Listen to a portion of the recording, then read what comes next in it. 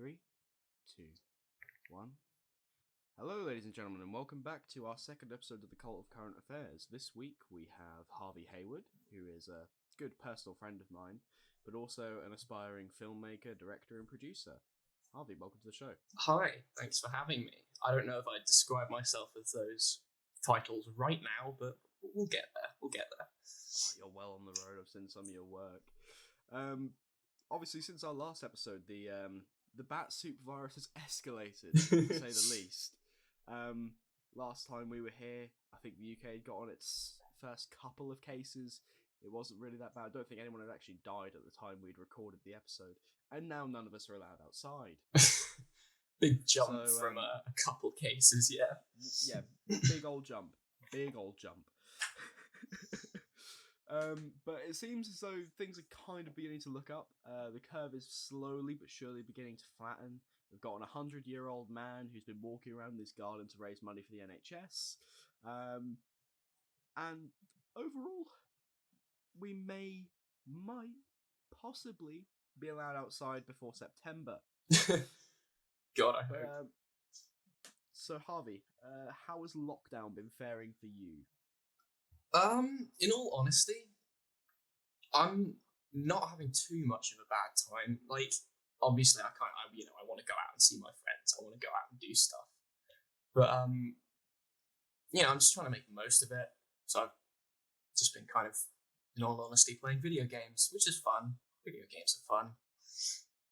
Yeah, I mean, I've been playing a lot. Like, I played a lot of Rainbow Six Siege, and stuff like that. But honestly, it's just I've been a hardcore gamer my whole life, and it's become boring.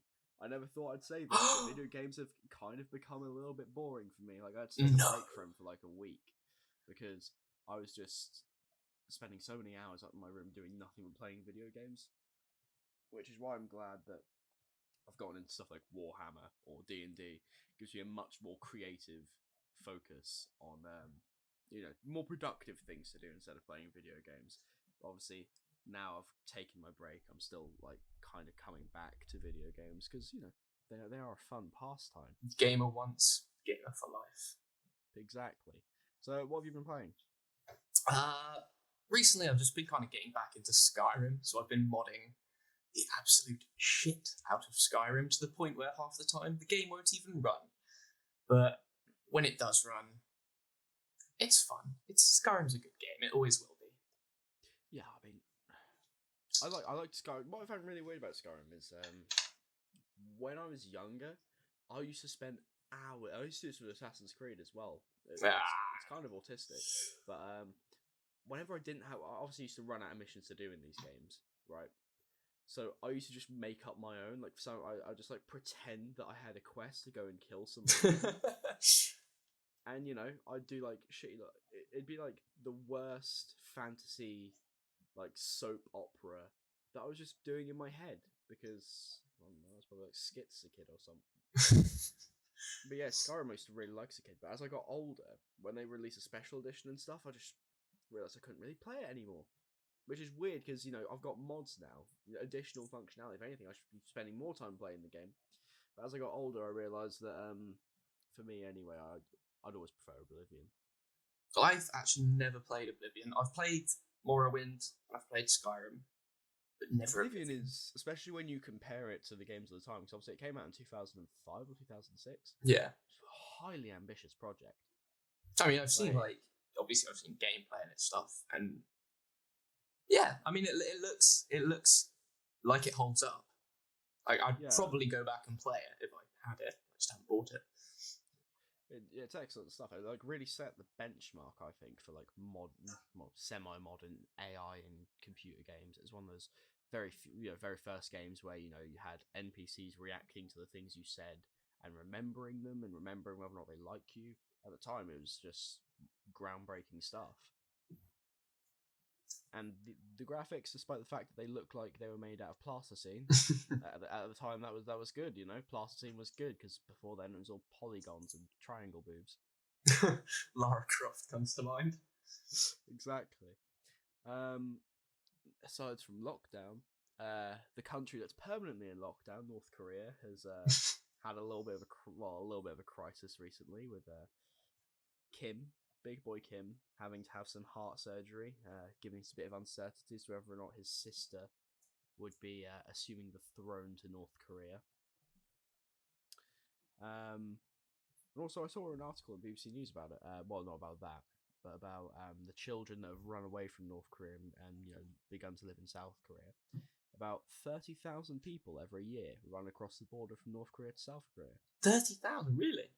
Yeah.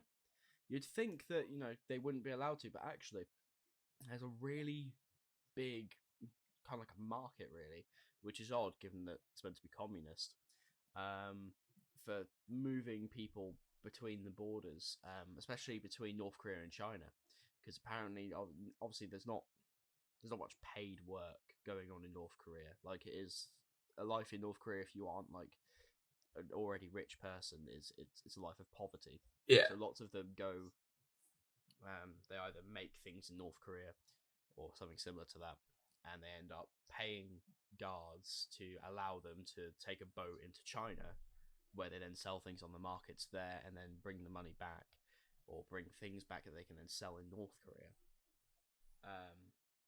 But like, for example, like, I remember seeing a story from a guy who had defected from north to south.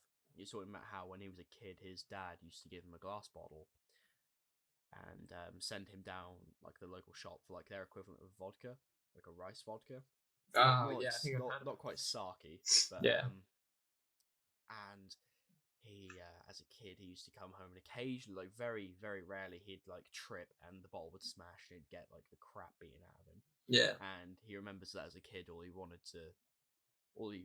thing he wished for was a bottle that couldn't break.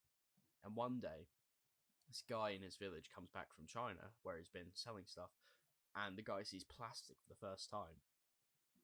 He sees a bottle that doesn't break for the first time, and it's mental. Like, the kid like holds onto this bottle for ages before someone tells him, "Look, dude, these things are really, really plentiful in other countries. Like, don't worry about it. I can get you another one. You haven't got to guard it with your life."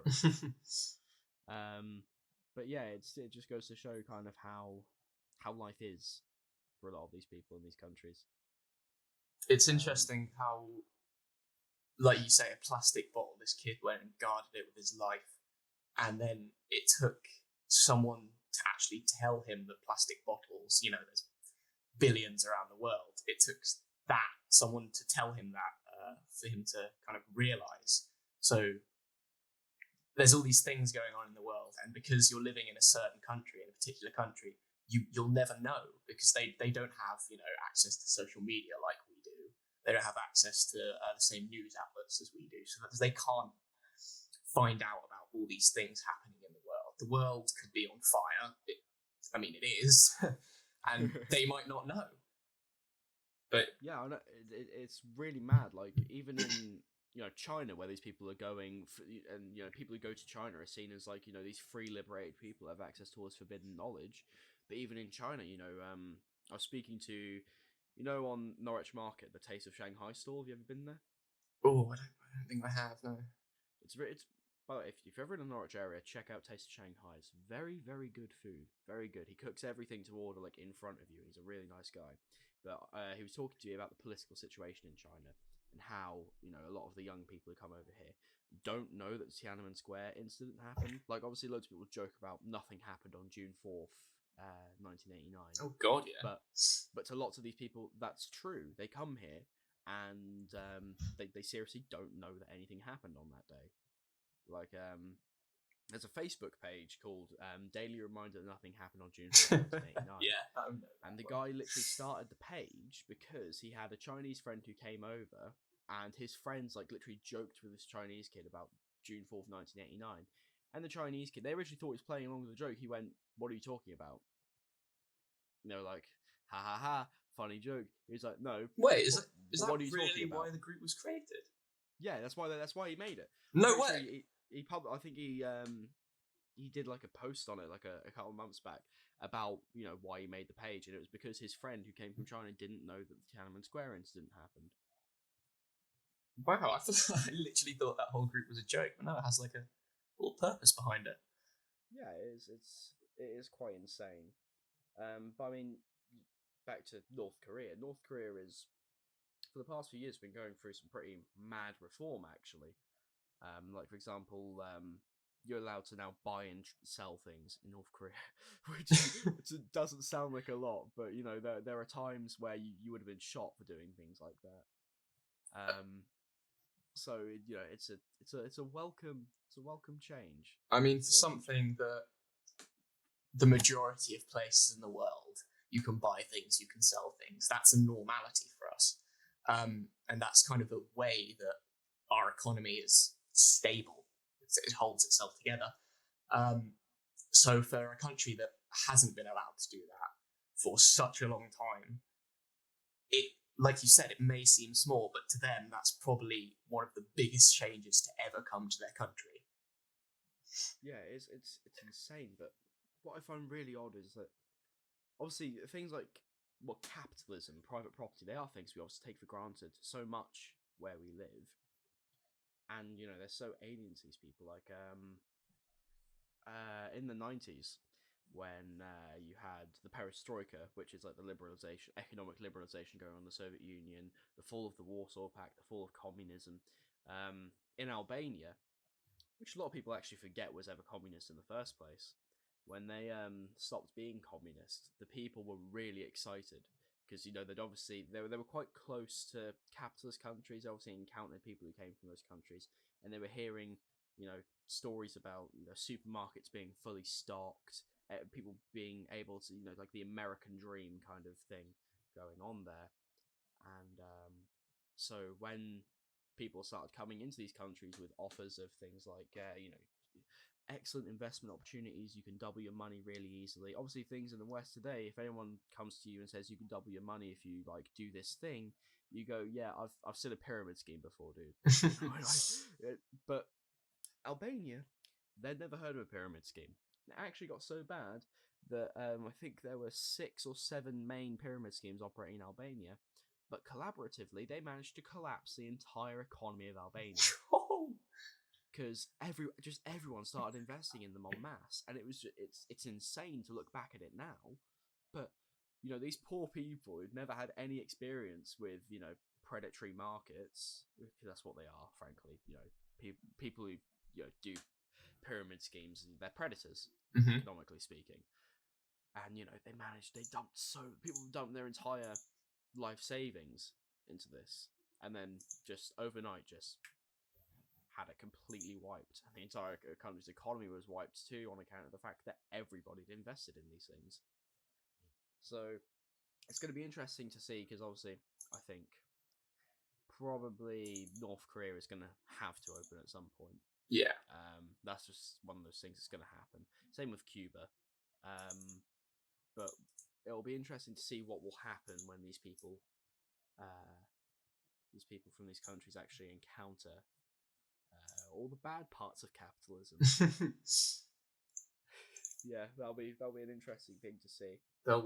I'm sure they'll handle that roadblock once they come to it. Yeah, with any luck. So, obviously, as Kimmy Boy has gotten quite ill recently, people have been talking about his sister possibly assuming the throne in North Korea.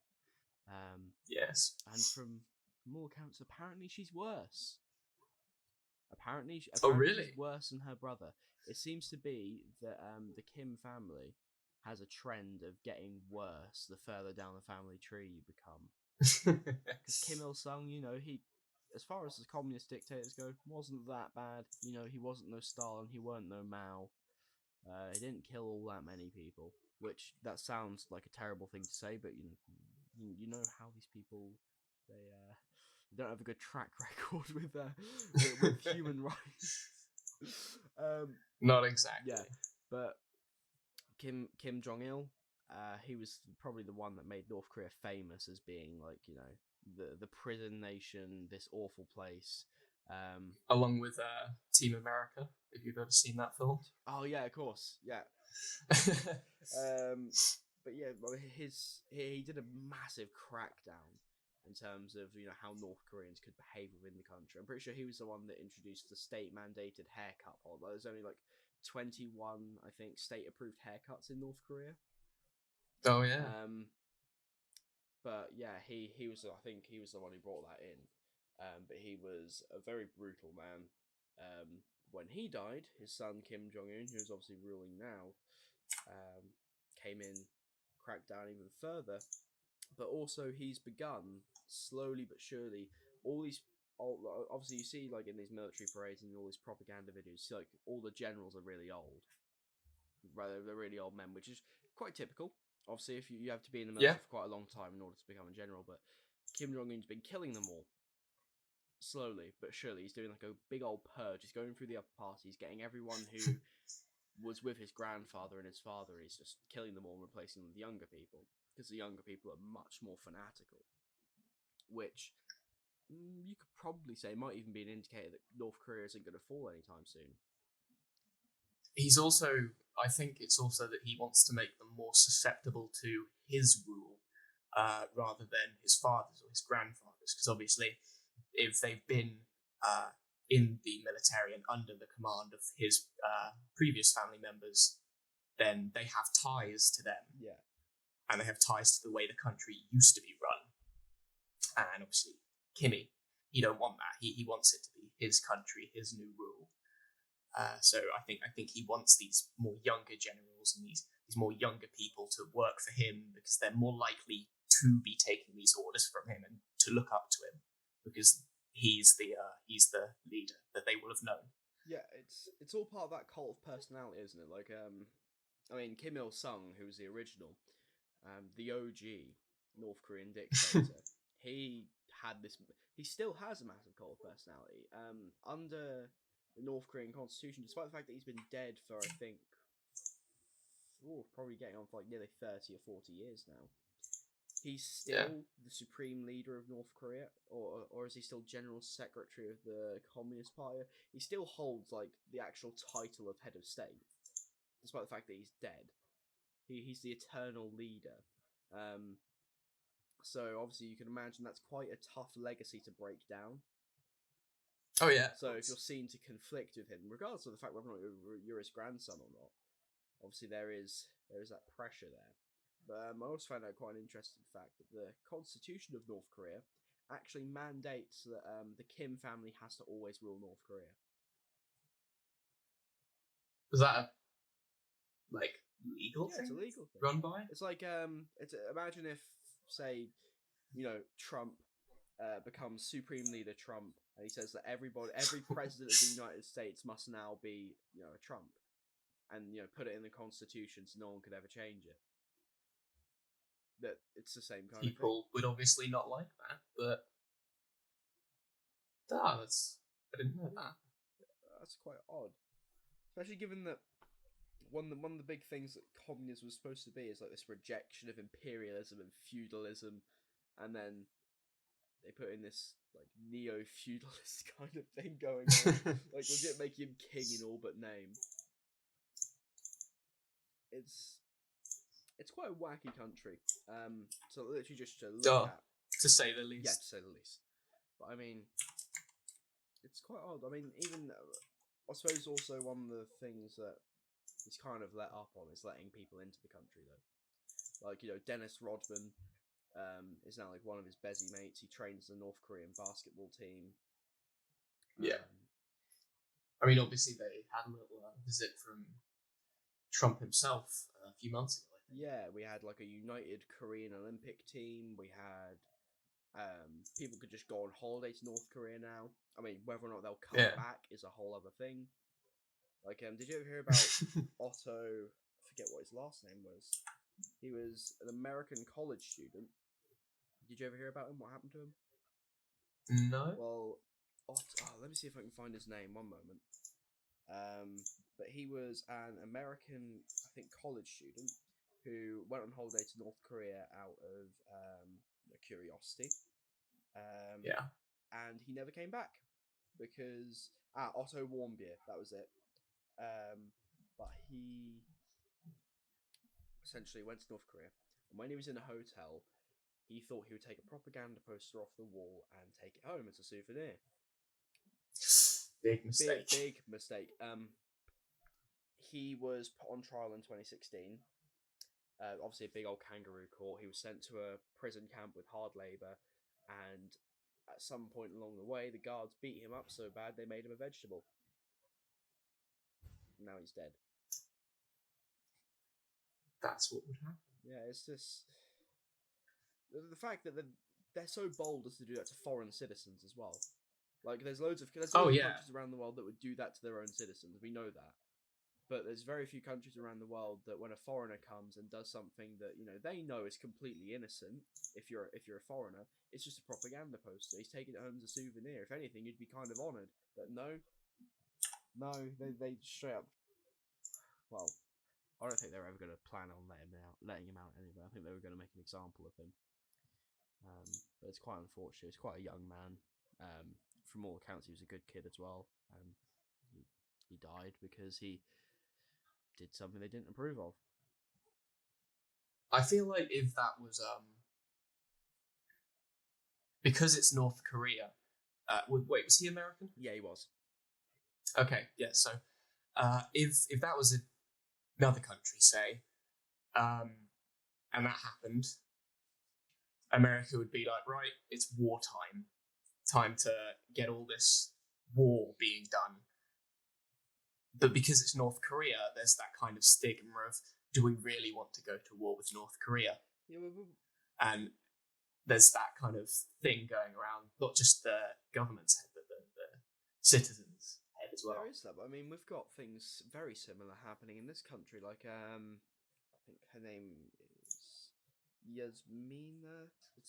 She's an English. Well, she's Iranian in origin, but she's an English woman who has been in Iran for quite a long time because she went there to visit family, and since then she hasn't come back because she was arrested for being a foreign journalist, but she's not a journalist, she's a teacher. But yeah, she's been there for quite a long time. She's very rarely allowed to see her husband and her children. The UK government's been like begging with them to like let her off because I'm pretty sure the punishment she's up for could possibly be death for being, a journalist who hasn't declared themselves. So it's a pretty bad situation. Nazanin, that was her. So it's just a back and forth between our country and theirs, trying to make deals, trying to get to that goal, and that's been going on for how many years now? Here we go. So, although Iranians have killed journalists before, she was actually sentenced to 5 years in prison for plotting to topple the Iranian government. But she's been there since the 3rd of April 2016, and in September of that year she was sentenced to 5 years. So she'll be out next year. But she's been there just over 4 years. Yeah. And, for supposedly being a journalist, although there doesn't seem to be any kind of evidence that even remotely suggests she's a journalist, much less trying to topple the Iranian government.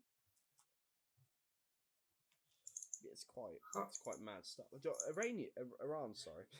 Arabia. They had some really, high intensity protests before the Americans killed Qasem Soleimani. There were political analysts saying that it was the worst demonstrations Iran had seen since the revolution in 1979. You had people in the streets publicly saying "Bring back the Shah," which is one of them things that gets you thrown in prison. For those not in the know, the Shah is it's like a Persian word for emperor. It's basically the king of Iran who ruled prior to the revolution. When Ayatollah Khomeini toppled them. Luckily didn't get to kill any of them. They managed to run away to Egypt. But yeah, Iran was supposedly on the brink of collapse. And then Team Morica, as always, came in like a wrecking ball, killed killed Qasem Soleimani, who was seen oddly as some kind of people's champion. He was really well liked by the Iranian people, and since then they've wanted war. So, frankly, they could have toppled the Iranian government by sitting there and doing nothing, or doing what they normally do, like sending guns to rebels within the country. But we'll not get into Yeah. that. But instead, they do the one thing that would have that just completely negates that possibility, which is that's a wacky thing for me. So Harvey, obviously you're here mainly to talk about film. And obviously your experiences with that, your inspirations, and your current career. So tell us, like, how have you found yourself in the current position you're in now, studying film, and obviously trying to work your way into the industry? So I've always kind of had an interest in film, like as the stereotype goes. Ever since I was a young boy, I've been really interested in film. It kind of just mainly my dad who used to show me all these films that he enjoyed when he was a kid or as he was growing up. Maybe some films that he shouldn't have shown me at the age I was, like Jaws or Alien. However, watching those films has kind of helped. I hate to say it, but it's true. It's helped make me become the person I am now. Yeah. So I grew up with all these different films that I wouldn't have grown up with if not for my dad showing me them. So I think Jaws and just Steven Spielberg films being the main inspirations for me. I would watch all these films and by these same directors, and I would see the different links between those films. And I would see how the director would like constantly use the same themes and motifs and styles. And I always thought to myself, that's kind of the most interesting thing about watching two films from the same director, because they may be completely different plot-wise. One may be like a sci-fi space action adventure film, and the other might be kind of a heartfelt rom-com. But you can still see these same styles and motifs between the director and the films they make, and that kind of creates this profile for their work. So if they make a new film, you'll instantly know what kind of things you will be seeing in that film. And I started watching Edgar Wright films. Edgar Wright is if you don't know, he's a director, British director who mainly focuses on comedy films. And I watched his although he did do film Shaun of the Dead. He did do Baby Driver, didn't he? Was that Edgar Wright? He did Baby Driver. Yeah, that was his first like Americanized film. But he started with his film work started with the Cornetto trilogy, so Shaun of the Dead, Hot Fuzz, and The World's End. I watched Shaun of the Dead again at an age where I probably shouldn't have seen it, but it was so funny to me, and I couldn't really put my finger on why. And as I grew up, I'd rewatch the Cornetto films, and I would notice more things, and that's kind of what got me into film and wanting to make films. So one of the first proper films I actually made was this short film that I made with my brother and some of my friends, maybe when I was about 9 or 10 years old. And it was a complete rip-off of Shaun of the Dead. It was a zombie comedy film. And I ripped off all the beats, I ripped off all the scenes and the story sequences, but it was fun. It was fun making this film with my friends. I don't have access to it anymore because it was on this old YouTube channel I had. But it was so fun, and I just kept doing that. I kept making films with my friends. I kept writing up these shitty little stories. And I think that was the most fun I ever had as a child, was making these films with my friends, just on the weekends, just inviting people over and saying, let's make, a 10-minute short film. Yeah. And going from there, it's just been something I've always, enjoyed doing. I don't obviously get to do it as much nowadays, but that evolved into me studying film for GCSEs, studying media, and now in college I'm doing a media course, and hopefully next year uni. I've noticed like quite a few similarities between like how I was a kid and kind of like that kind of stuff. Like when I was probably about 10, I made like a little short film called Spec Ops Russia. That's brilliant. It was basically back when I unironically played Call of Duty. I just thought, I love this. This is great. I like military films. And yeah, even now, I still like a good military/war movie. Of course. But it was like this crappy thing I made for my iPad. And it was me and my friend Callum. And Callum used to keep doing all these costume changes between him wearing like an old surplus helmet, wearing a balaclava, wearing a beret, doing all these like crappy costume changes to make him look like different characters. But it's basically I was like a British soldier who was like doing a secret mission in Russia, but I got captured and like held prisoner, and I had to be rescued by like the Navy SEALs or some shit. It was awful. It was and actually, it was on my YouTube channel until I was probably about 13, and then I remembered that I put it on there and I took it off. Swiftly delete that. Yeah, it's like the same kind of thing I did when I was 16. And I looked on my YouTube channel, realised that I'd left my Harlem Shake video that I did when I was 12 with Eddie Tebble. I left my Saints Row the Third playthroughs, which this is obviously when gaming YouTube first really took off. I really wanted to be a gaming YouTuber, so I thought, great, I'm gonna start recording games. And I remember actually that requires quite a bit. At least back then, you didn't have DVRs built into games consoles. You had to get a capture card. Oh yeah, I'm gonna get a capture. Oh, they're £100. Never mind, dream out the window. Yeah, but I found an alternative. There are AV capture cards, which are like, like when you buy crappy electronics off of like eBay that are way cheaper than they should be, or like off of Amazon or something. Well, I found one of those in Maplin, and it was an AV capture card. It cost £20. I'd save up for 2 weeks so that I could buy it. I bought it, and then I realised that once I plugged my Xbox into this thing, I didn't actually have a TV to play with.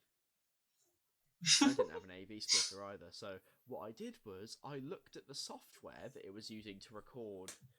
It was displaying the video as it was recording on my crappy little Acer laptop. That even then, by 2012, was probably about 5 years old. So not good specs. So it had about 2 seconds of delay on the controller. So if you were to watch it, you can't now. It's gone. All copies of it are completely annihilated.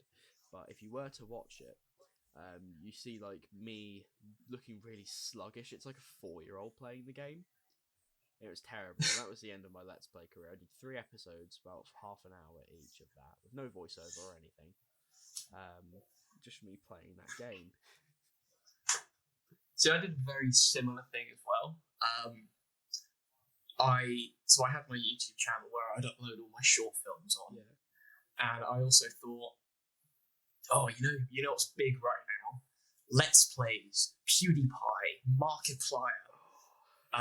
So I did the exact same thing as you. I researched into how I could film my Xbox 360, and I found, I can't remember where I got it from, but it was like this shitty little thing called the Let's Players kit that I found on, it must have been Amazon or something. And it included this really cheap, probably really crappy capture card, and like a little tiny mic that sounded maybe like popcorn kernels.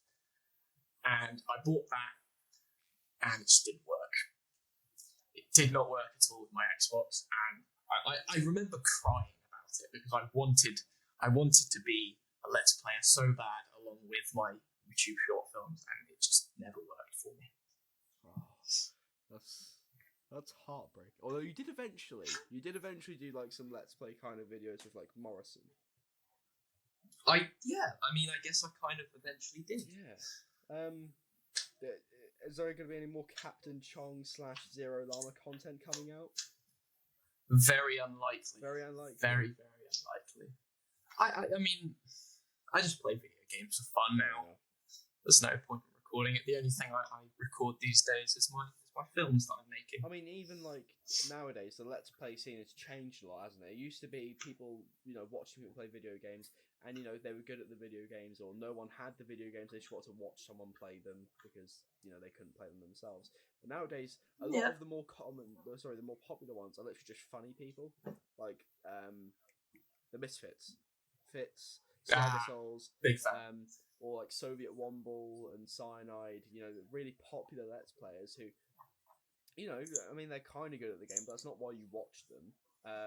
You watch it for the comedy, you watch it for the interactions between comedy people. value, especially with Swagger Souls. Like, oh, Jesus Christ! I mean, that's why I find myself watching it. Yeah. Like, say Swagger uploads a video, a CS:GO video. I don't go, ooh, new CS:GO video. I'm going to see how much kills he gets. No, I watch it because I want to see him goof off with his friends. And I want to see what jokes they come up with because it's funny. It's straight up fun. Nothing more to be said. Yeah, legit. That is all.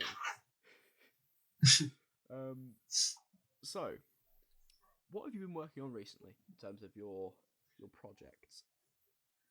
So, this is a really good thing to talk about actually because it's been pissing me off. Harvey's about to go off. I'm gonna hide. I'm about to fucking go off. So before college, obviously we had to go into isolation. The project that my college class gave me was the final project of the year. So it was going to be the last project that I worked on for college before I go off to uni. And we were allowed to do anything we wanted. So we were allowed to make a short film, a documentary, a music video, literally anything we wanted. So I decided to do a documentary on sleep paralysis, which is something that I actually suffer from, and I have done for like 2.5 years now, maybe. And I decided I want to do a documentary on it to kind of show what it's like to be under the effects of sleep paralysis. Because I think nowadays a lot of people kind of know what it is, but they don't know what makes it so terrifying. So one of my main inspirations and one of my kind of goals is to make horror movies. I really want to make horror movies because I just want to scare the shit out of people. It's fucking, I really like the idea of someone going to the cinema, sitting down and shitting themselves from something that I've made.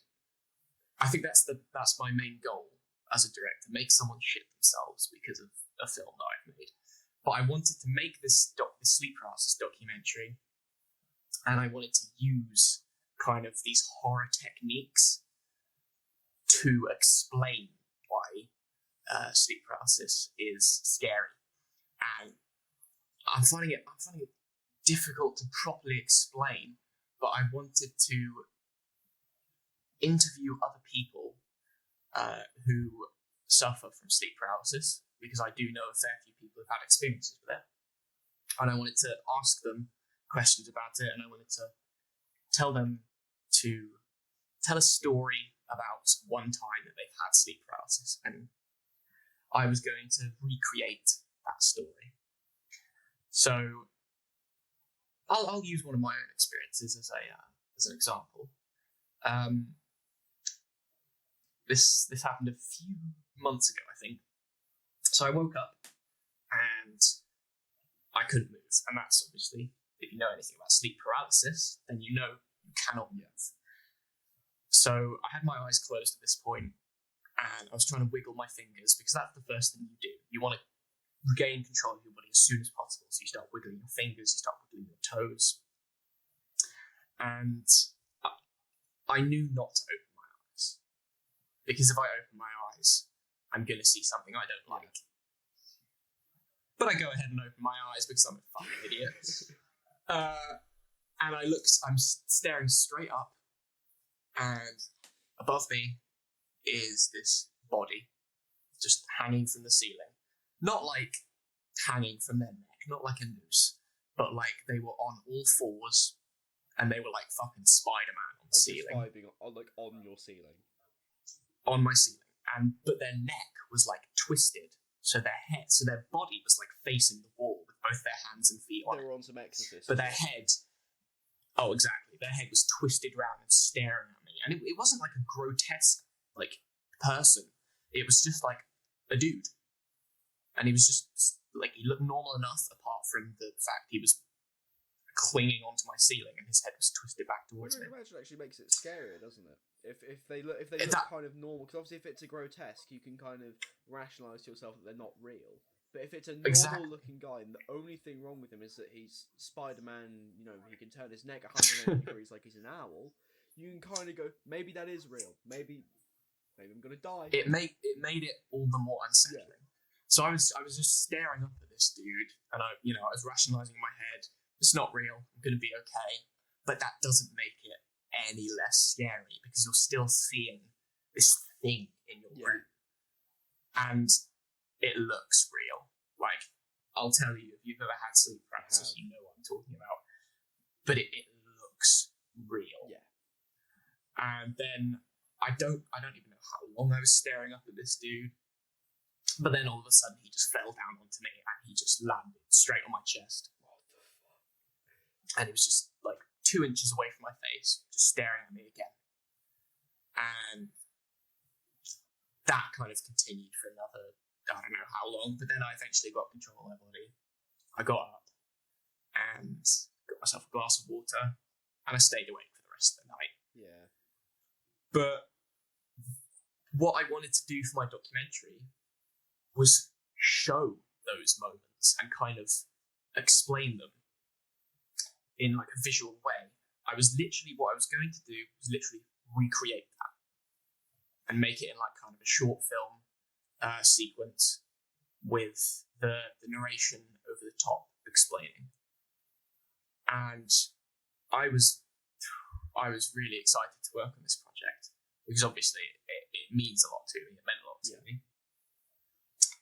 But, and it's a big but, because of the isolation, I can't do it anymore. Oh. And my course at college, they've now decided to go with predicted grades for the rest of the year, so I can't do it. I was going to interview like 4 or 5 people, and now I can't. Are you just really upsetting? Grades good. If all goes right. Oh, okay. I hope so. I thought. Right, okay, okay. But as far as you're confident that you'll be okay as far as university is concerned. Yes, I'm confident about that. But I just, it's just a shame I wasn't able to work on this project. Yeah, I mean, don't worry, you could still do it if you wanted to. I can still do it in the future. It's something I can do. It just sucks, obviously, that you can't do it as your final project. Do it now. Yeah, exactly. But I used to get. It's just. No, you go. I used to get sleep paralysis, and I was significantly. I was probably about 14 the last time I got sleep paralysis, and it's as you described it quite well. You wake up and you see the most terrifying shit. You can't move. And for me, anyway, it used to feel like someone was like strangling me at the same time, like I couldn't breathe properly. That's super fucking common. That's like you can feel a weight on your chest or like around your neck. It's not that you just can't move. It feels almost as if something is preventing. Yeah, it feels like you're being restrained by something. Yeah, exactly. Yeah. But it's just so it's like like. When I got Scoob on here and he was describing what his hallucinations, obviously when I did that, it sounds. I obviously want to be very careful with it because I didn't want to trigger him. But although obviously a lot of people know people who are schizophrenic, very few people know exactly, like precisely what it's like to see something that's not really there. And I'd had some experience based on sleep paralysis, but I didn't know what it was like with a schizophrenic person. But it seems as though it's actually quite similar, in that. Well, actually, no. His were a bit different from mine because his he sees them as kind of semi-transparent. I'm not sure if you saw the episode, but he sees his hallucinations quite semi-transparent. For me, they were completely opaque. It was like they were real. Oh yeah. I'm not sure if that's the same with you. If you can see through yours or whatever. It honestly depends. Yeah. I mean, sometimes I will literally see like a ghostly figure, and that will be transparent or opaque. Me, I got quite unlucky in that mine were all opaque, which I wish they were see-through, because then maybe like me being 12, I think the earliest I ever got it was like 10ish, being through 10 to 14, you know, I might have been able to acknowledge, hey, these things aren't real, I might be able to chill myself out a little bit. But obviously the fact that I was also a kid, you know, makes it petrifying to see these just... I saw all kinds of shit, but, you know, these monsters, or, you know, these weird ass things in your room at like 4 o'clock in the morning, whilst not being able to breathe or move. It just makes it all the more terrifying. So you did a short film on your YouTube channel not that long ago called His Spectre.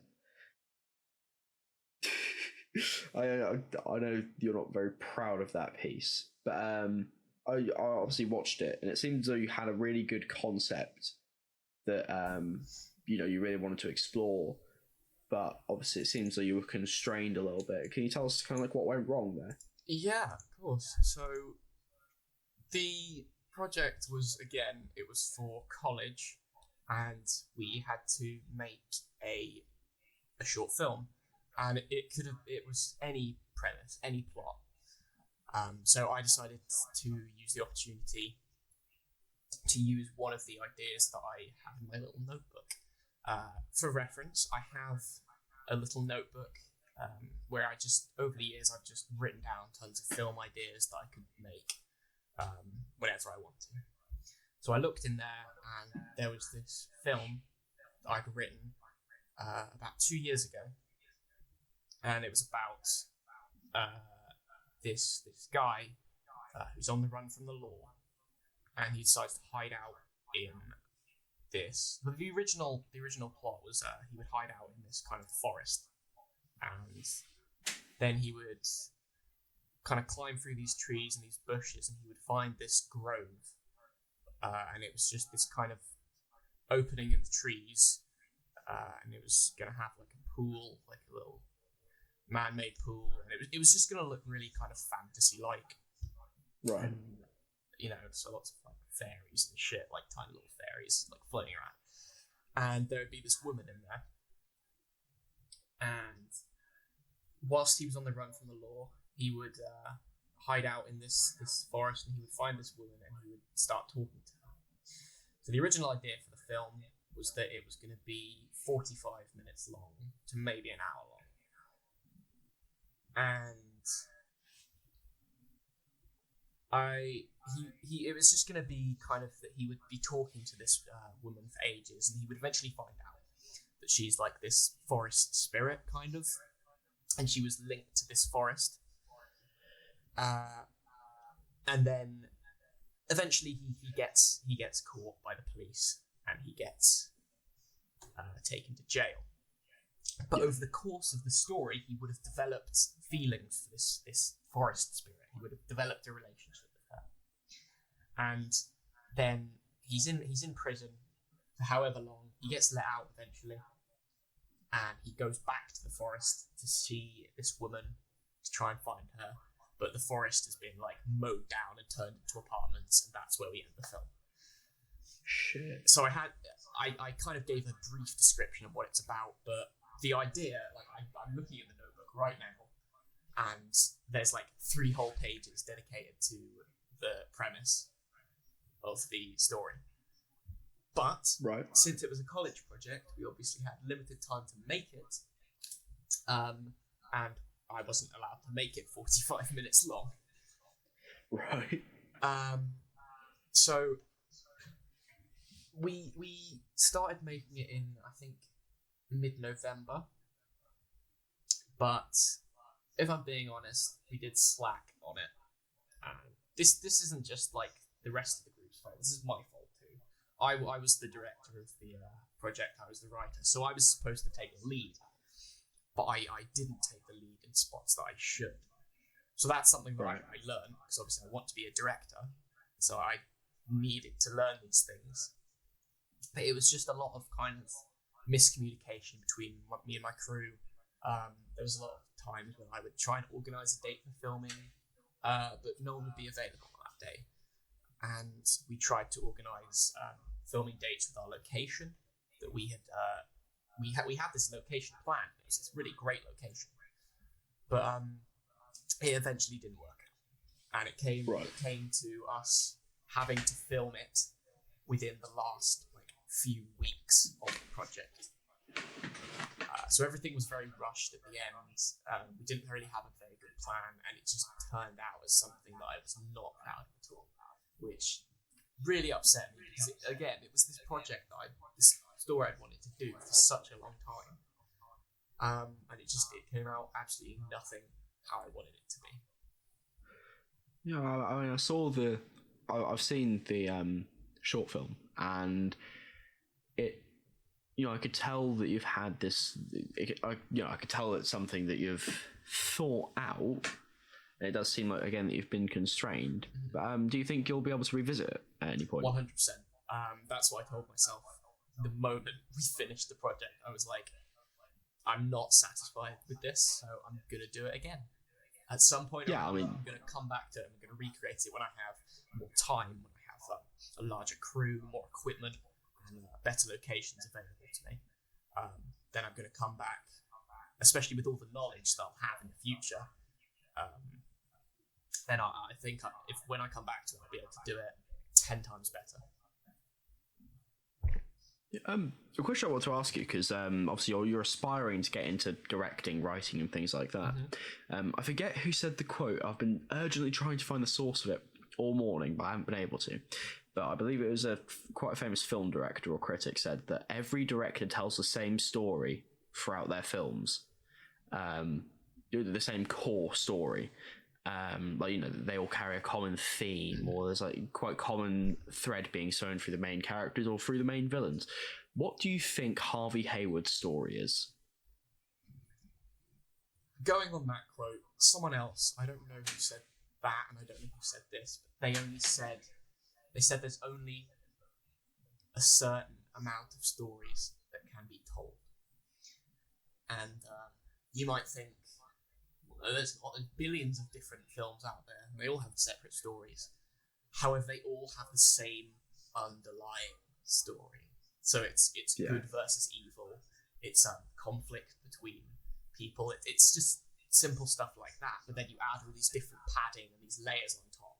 So Star Wars is a battle between good versus evil.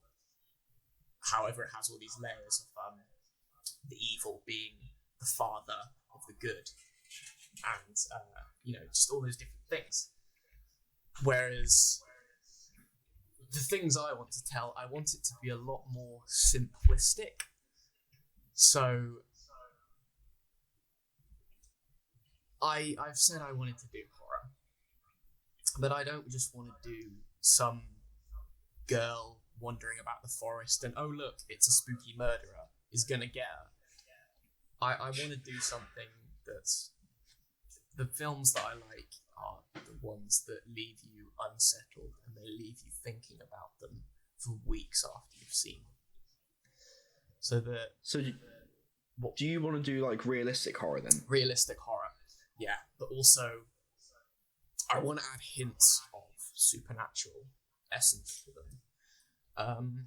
So I don't know if you've seen last summer a film came out, a very good horror film called Midsommar. Did you see that one? I saw the trailer, but truth be told, I don't watch horror movies. They don't appeal to me really. Oh, interesting. Well, this film... I'm one of those people. I'm boring. I sat down, watched it, went to the cinema, and I couldn't stop thinking about it after I saw it for a month.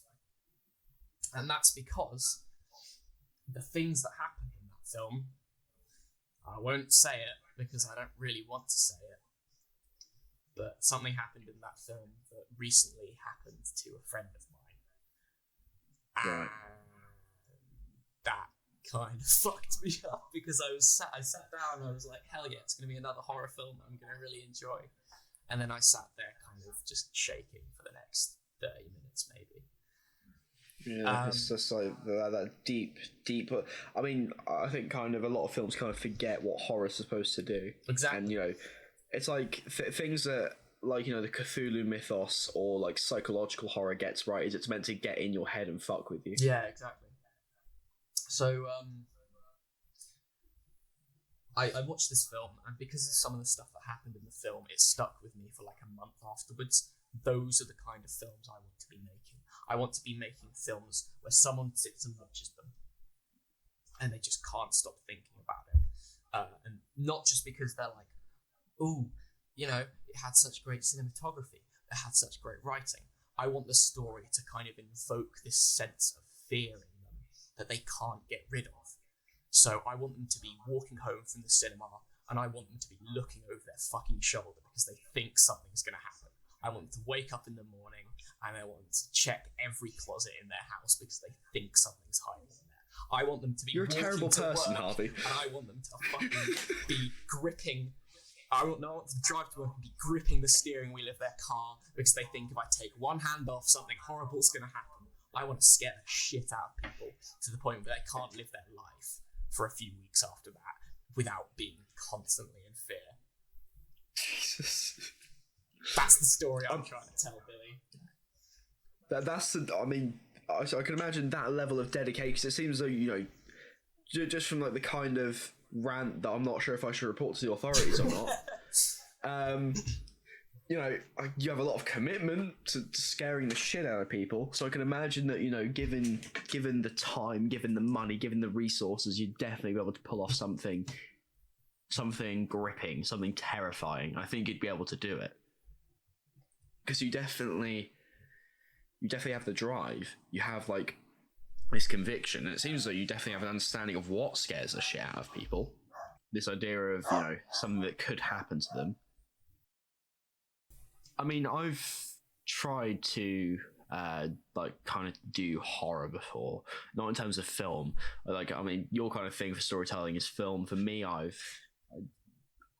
do D&D, right? I DM for some friends of mine who I say friends of mine. I met them through D&D. They are now friends of mine. But I've tried to do horror with them. I don't know if it's because I haven't set the scene properly, or if it's because we're in a game store and it's really busy, it's difficult to set the right atmosphere. If I'm just shit at describing things, but I've never quite gotten proper, like, you know, I've never really been able to make them scared of my characters. I mean, have you ever played D&D before? I can't say that I have, no. No? I think that, honestly, if you wanted to ever try out horror or like be able to fuck with people, I think tabletop role-playing games are a really good way to experiment with that. Yeah. Because although you have to describe the scene, you can definitely pull it off. I mean, like Call of Cthulhu is very similar to D&D, but it's set with, you know, the Cthulhu mythos, the H.P. Lovecraft, that kind of stuff. And you know, it's quite deep psychological horror, and it does scare people. Also, the Castle Strahd module that Wizards of the Coast published for D&D sets the scene quite well. It's like set in a very traditional Dracula-esque vampire setting, but it does also contain like some pretty good psychological fuckery. Well, that's what I'm most and just in terms of the scene setting. Psychological horror rather than like the physical embodiment of evil. Obviously with the Halloween series, you've got like Michael Myers, and Friday the 13th, you got Jason. But I think the more interesting part about horror is what's not seen. And H.P. Lovecraft does that very well, because for the majority of all his stories revolving around Cthulhu's not really there, is he? It's more about kind of the idea. Not at all. And well, I say him. It's the fear of like what would happen if this kind of godlike entity were to exist in the world. Yeah, it's quite cool. I mean, H.P. Lovecraft, I mean, he wasn't very good at naming cats, but he was very good at writing stuff. You know what his cat's called? You think I have a vague idea? Yeah. After this is done, Google what H.P. Lovecraft's cat was called. But yeah, he really did kind of define horror as a genre You know, he was one of the very first people who, you know, again, took away from this whole physical embodiment of evil and took horror rather than from what we know, the evil that we know, and took it into the unknown, the fear of the unknown, which is a very powerful thing in human emotion, I suppose. You know, really managed to screw with people with the Cthulhu mythos. Yeah. I'm having a stroke. Fuck.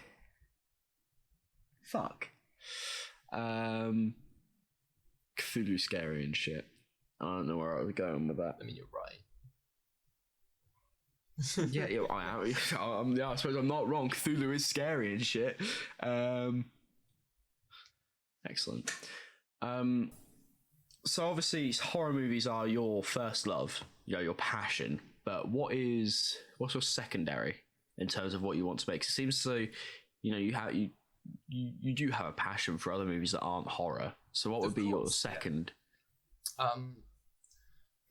Mainly kind of coming of age films. All so right. that's a complete opposite from horror. Yeah. But that's what I want to do. I don't want to be kind of just stuck to one singular genre and one style of film. So I want to kind of widen the range of movies I can make. So on one end you've got horror, and then on the other end you've got coming of age films. So similar to like Stand By Me, Ferris Bueller, Breakfast Club, that sort of thing. I really like those films. I love Me the Breakfast Club and Ferris It's Bueller. so relatable to me. Yeah. And to people my age, obviously I'll probably be making these movies when I'm like 40 years old. Yeah. But I just like kind of exploring these stories of things that you might come across when you're a teenager that can kind of change the way you live your life. Obviously, and Stand By Me, you've seen it. I haven't, unfortunately. Who they kind of travel across the like countryside in search of this dead body that they've heard about, and the whole film is just them talking to each other along the way and just telling stories and just interacting with each other. And on paper that sounds quite boring, but it's just really interesting because you essentially watch they're like 13, 14-year-olds, and you watch them grow so much over the course of this one film. Yeah. Same with Ferris Bueller. I think it's more about kind of Ferris doesn't really learn anything throughout the film, but it's about Cameron. Yeah. And at the beginning of the film, he's kind of this like shut in. He's like really closed off, and he's like afraid to do these kind of things that are, out of the ordinary to him. He's afraid to live. He's afraid to live, exactly. And by the end of this film, throughout the film, he's like terrified of his dad, and he's like shit scared of what his dad will do if his dad finds out that they've taken this car. And then by the end of the film, he fucking trashes the car. He trashes the shit out of the car. He kicks it, and it goes flying out of a window. And he goes, "I give no fucks." He gives no fucks, and that's the point. He by the end of the film, he comes to the realization that he should live his life by his own dictation rather than his father's, and he gets the courage to stand up to his dad and tell him, fuck you, I'm gonna do my own thing. We don't see that in the film, but that's kind of how he grows over the course of the film. What do you think of the Cameron is Ferris theory? Oh, I've heard a little bit about this. I haven't really looked into it. Let me just say it. See if this is it. So it's Ferris is just part of Cameron's imagination, and it's just his subconscious telling him to be unafraid and to live his life rather than his friend telling him to do that. Is that the right theory? Yeah, it's basically the movie it's not Ferris, Sloane and Cameron, it's Cameron and Sloane. And obviously Ferris is just a figment of Cameron's. He represents Cameron's wilder side that he doesn't express around his parents. Like the whole Fight Club kind of thing. Yeah, kind of like that. I've heard about that theory before. And I don't believe it's true. However, I can see where people are coming from, because the main character of that film is not Ferris, it is Cameron. And it might as well be true, because Ferris is the person that eventually does teach Cameron to kind of get over his fear of being who he is and being who he wants to be. But yeah, I mean, it's essentially the same thing. It's just Ferris is kind of the carefree, I don't give a fuck friend. But Cameron's just kind of, he's just kind of along for the ride until he is the ride. Yeah. So, with that in mind, I mean, what are your kind of ideas for a coming of age? Have you, like, obviously you said you've got that notebook full of movie ideas. Have you got one of those? Have you got a coming of age movie written down in there? Let's go through the list. So, there's another one right here. So it's about, I'm not going to go too into depth because I haven't actually made this one yet. But it's about this guy who it's his birthday, and he decides to go on a hike by himself as well. So this isn't per se like a young coming of age film. This guy is like early 20s maybe, but he's struggling. All right. Struggling. He's got a ton of family issues, and he's actually planning to kill himself on this hike. He's planning to go to this cliff and just throw himself off. But he starts speaking to this woman over the radio, like he has a little walkie-talkie with him, and he starts speaking to her. And the film is just mainly cinematography based, so it's just shots of him kind of walking throughout the wilderness and throughout this like mountain range. He's talking to this woman over the radio, and it eventually comes to him deciding he doesn't want to kill himself because this woman kind of talks him out of it.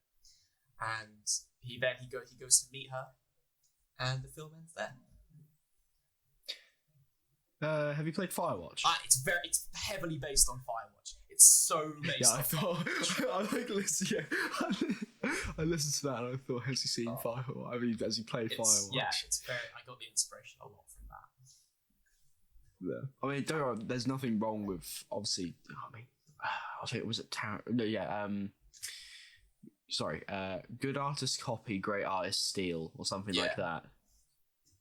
I mean, I do that all the time, like in my D&D campaigns. If you were to sit down and trawl through my the world I've built, or like the things I've done with the D&D campaign, you'd go there and you go, that's stolen from that's stolen from Warhammer, that's Lord of the Rings, that is the Elder Scrolls, and I'm pretty sure that is Fallout. But that's the thing, like you look at all these different things, and if you're able to kind of get inspiration and pull ideas from other things, then that means it's a good work of art. Because you're not gonna look at a bad film or a bad book and say, "Oh, I like that idea. I'm gonna take some inspiration from that." You're not gonna do that because it's bad. Yeah. If something's good, exactly, then you're more likely to want people to kind of take inspiration from that, and therefore you'll get more good things coming into the world. So I have no problem with if I were to make a movie and someone were to take aspects of my movie and put it into theirs. I would not care, because it just means I've been able to inspire someone else to make something great. That's pretty wholesome. Well, you could look at it that way. Yeah. So once this whole lockdown thing is over, what will your next project be, do you think? I'm probably going to try and finish the sleep paralysis documentary. Just because I was already like part of the way into making it. I already have the script written. I already have a lot of the contributors who said they were ready to do it. So I probably just go about finishing that, because I think it would be something fun to do over the summer before I eventually go to uni in September. Yeah, it would be good. Do you know where you're going? Yeah, I'm going to Leeds Arts University. I've already got a place where it's conditional. Cool. Yeah. So, where can people find you in terms of your work? So I've got an Instagram and I have a YouTube channel where on the Instagram I just kind of every now and again, not often, but I kind of just upload something saying what I'm working on and what might be coming out soon. And on my YouTube channel is everything that I have created, all my short films, all my documentaries. And I'm sure Billy will be so kind as to link that in the description. Yeah, of course. I always plug my guests if they have stuff. I could have sworn it was you who did it. Didn't you do like a music video to Buttercup by Jack Stauber or something like that? I did, but that something very similar. I can edit over it's it. not public for a certain reason. Okay, was it not good? It was good. I was happy with it. It's just it was something more that I made for my friends and for myself rather than the public. All right, fair enough. Right, well, thank you a lot for being on this podcast. It really means a lot for you to be able to come on here. We've had a lot of people express interest and then go, I actually hate the sound of my own voice, so I'm not doing it. I do too. I can get over it for a few minutes. Yeah. But yeah, thanks a lot. Be sure to check out Harvey's work. He's very talented. He's got a lot of good stuff, and hopefully he'll be coming out with a lot more good stuff in the future. But yeah, thanks again for being on the Cult of Current Affairs. This is the end of episode 2, and I've been your host, Billy Green. One more time, thank you to Harvey for being on the programme.